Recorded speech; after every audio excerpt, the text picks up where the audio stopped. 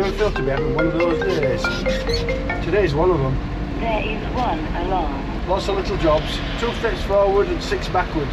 That's what it feels like today. Pushing silage up to them 3 or 4 times a day.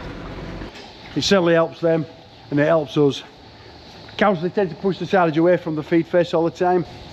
So as long as we keep pushing up to them, the girls will keep coming up and grazing and making us some lovely milk. Our bruised grain supplier is, keeps sneaking us a load of bruised grains in. I know they're a little bit tight over Christmas. The breweries tend to shut down. They brew all the beer before Christmas for everybody and the parties, and then over Christmas they seem to shut down. And thankfully, our grain supplier, they actually brought us a load. So we're very, very grateful for that. We've got about 19 calves on at the moment. We need to do a market run and lower them down a little bit. We don't generally keep beef calves. We don't rear beef calves on at the farm because we're mainly dairy. Simon has a few of his own. He's hoping to enter for the New Year show. He says he has an animal that thinks he might do well, so let's hope so. Okay, that's straw unloaded. That's handy. We're just running a bit tight for straw. And our local supplier rang up and says, I have a load. And they brought it in for us. So at least that's unloaded now. We'll be alright now for a little while. If you're thinking of going into robotic milking and you have any questions, drop them in the comments below. I'll try to answer as many as I possibly can. I've been following Charlotte Ashley on YouTube. She has her own YouTube channel. Very funny lady. Charlotte, just love the videos. I just love the videos. Very entertaining. They're just starting on their robot journey. And once again, if you're also starting on your robot journey, I'm thinking of installing them, whether it be red ones, blue ones, green ones, or shiny ones, whatever colour robot you're thinking of going for. If you have any questions, drop them in the comments below. I'll try to answer as many as I possibly can. Come on, mate. Come on. Come on. Take you for a ride. Come on, up you get. Oh. There you go. Sit down. Sit down.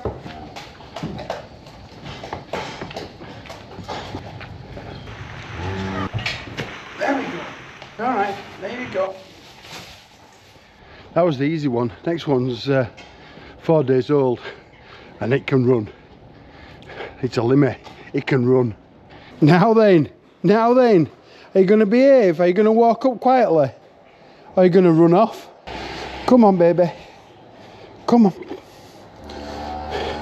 No, don't go that way. No, don't go that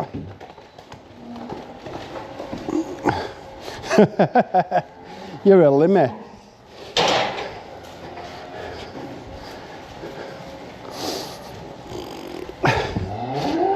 Go on.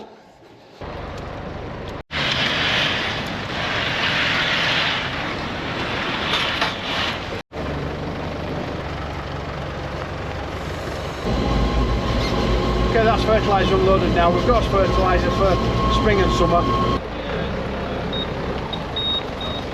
We're just on his way back. It's supposed to be the wettest day ever. So it's stored nice and dry. It'll be alright till we need it. A few months yet. But saying that, a few months, it seems to come very, very quickly. January, February, March, 3 months. We'll certainly be thinking about it towards middle of March, towards end of March.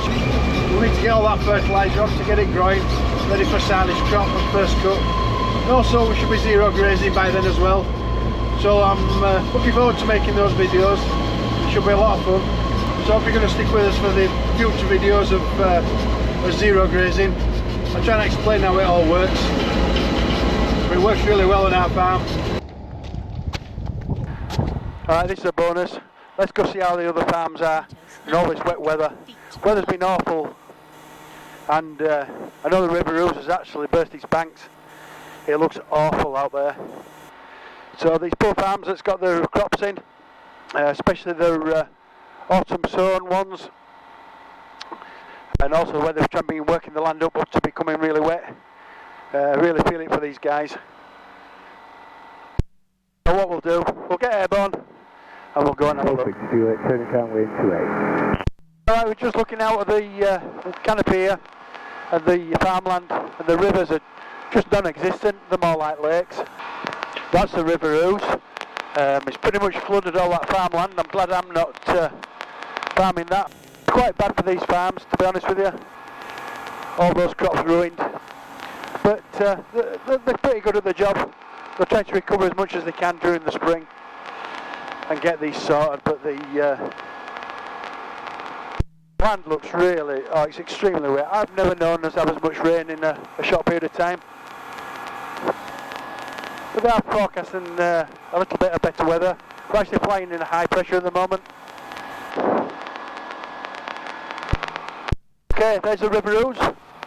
It's more like the sea at the moment. Absolutely flooded. The land around the Ouse is absolutely washed out. Those poor guys have got all the crops in under there. It's going to be a nightmare for them. We'll head back in. We'll give Sherburn a call and tell them we're on his way. Sherburn Radio Golf India Romeo Papa Whiskey's inbound from the east. Request airfield information, please. 10 o'clock. Papa Whiskey, Sherburn Radio, runway news, 28 left, QFE 9999, hex passcode. Above. Very slow. Airspeed 51. 46.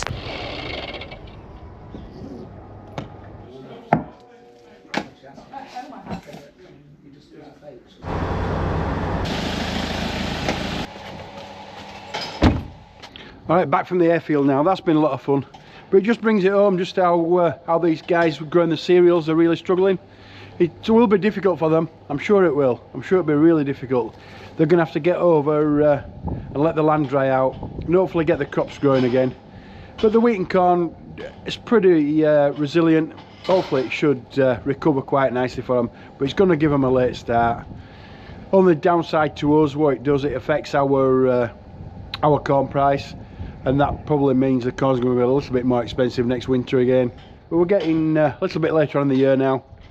Hopefully it'll start to get lighter. Some of these storms should settle down. They've been awful. Anyway, let's get back to a bit of farming.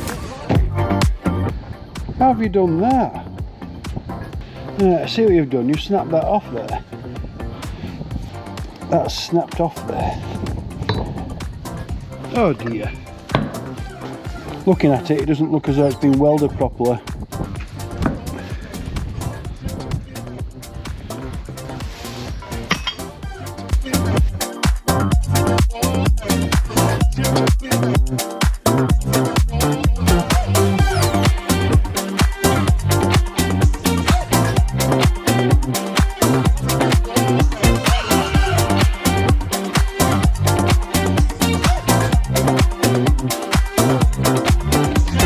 Well, that was an easy fix. What I'd done is actually broken the weld around here and simply snapped off, but looking on inspection it looks as though it weren't welded properly. But Easy Fix have been a pretty good company. They'll cover it under warranty, no problem whatsoever. We had a spare, now spare's on, easily fixed. I suppose the clue's in the name. Just been walking around the shed. The cows look to have been having a little bit of a party down here. Just look what they've done. Because they wiggle them about, what they've done, they've knocked it off. There we go, slide that back on, knocked it off. Here's what it wants, there's a bolt through there.